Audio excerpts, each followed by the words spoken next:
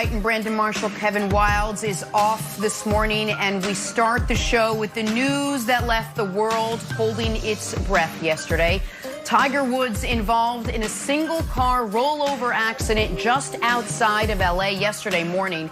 He underwent surgery for, quote, significant injuries to his right leg and ankle. The good news, Tiger was awake and he was responsive after the surgery. His career, however, that does remain to be seen. But this morning, that is obviously secondary to his health. Nick, I want to start with you. What was your reaction when you heard the news yesterday about Tiger Woods? Well, when I first heard it, I was just really, really scared. And now this morning, I'm partially relieved and I'm partially crestfallen. Jenna knows this about me. Some of the audience does. I don't know if Brandon does. Tiger Woods is one of my two favorite athletes ever. And I have like very significant benchmark timelines in my life that I associate with Tiger. In 1996, I remember the room I was in my house. I was, I'm a sixth grader, I guess, fifth grader. My grandfather calls me from Florida. I'm in my dad's office, and he says, you have to turn on the television. There's this kid who's going to be the greatest golfer ever.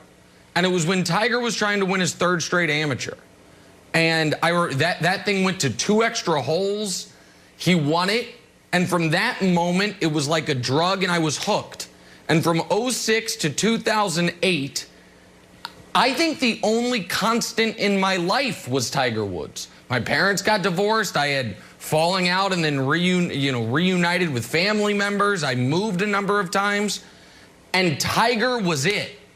And then in 2009, I signed up for Twitter. I looked it up this morning. My first tweet ever was about Tiger's car crash, unfortunately, in 2009.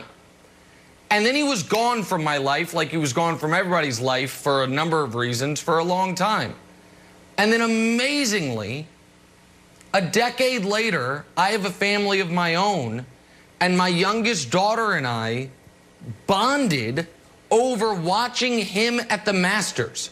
Made her want to this day, pester me about golf lessons, ask me about when we're going to be able to watch Tiger.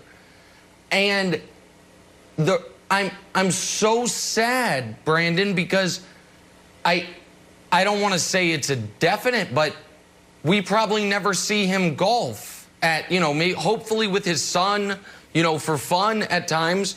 But this final chapter seems to have been cut short again. So I'm glad he's okay. But this felt, it reminded me of Kobe, and luckily it doesn't have the full tragic ending that Kobe did. But I had that same sick to my stomach feeling, Brandon, and I'm really, really sad this morning. Yeah, Nick, Jenna, that was my first reaction, was Kobe.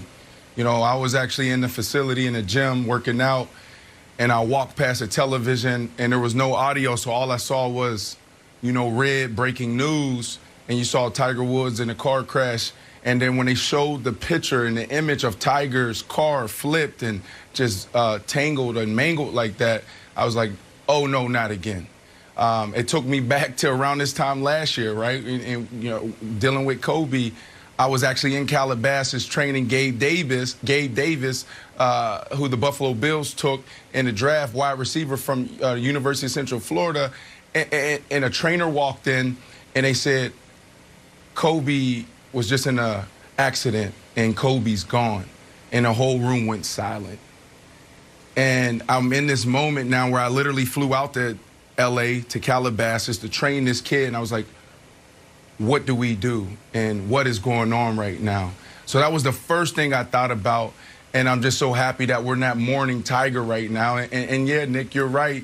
We don't know if he's ever going to play again. We don't know if he's going to be able to play with his son. I'm glad he's here, but this is devastating. And it feels like we're mourning, but I think we should be celebrating, because life can be taken away just like that. We saw it with Kobe. We saw it with other greats. We saw it with people this year in the global pandemic. So I'm just thankful that Tiger's here. Tiger is great. Tiger has done some amazing things. He's one of the greatest athletes to ever grace this planet. You know, and he had an amazing career, had an amazing run. If it's over, we still can celebrate him.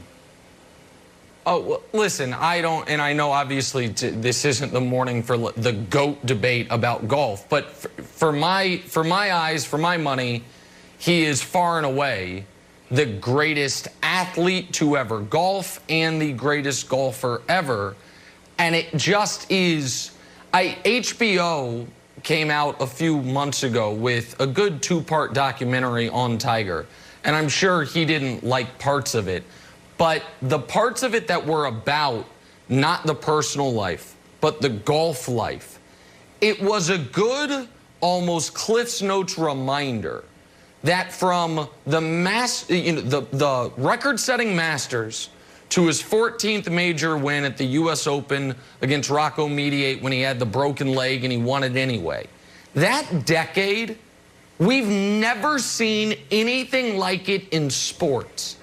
And it was, the word I would associate with him, Brandon, was invincible. And unfortunately, Jenna, nobody's invincible. And the decade since that U.S. Open victory, I want to say one other thing, and I apologize. I know I'm rambling a bit. I'm like oddly choked up about this. I know he didn't pass. I know he's going to be okay, but it feels like a sports loss.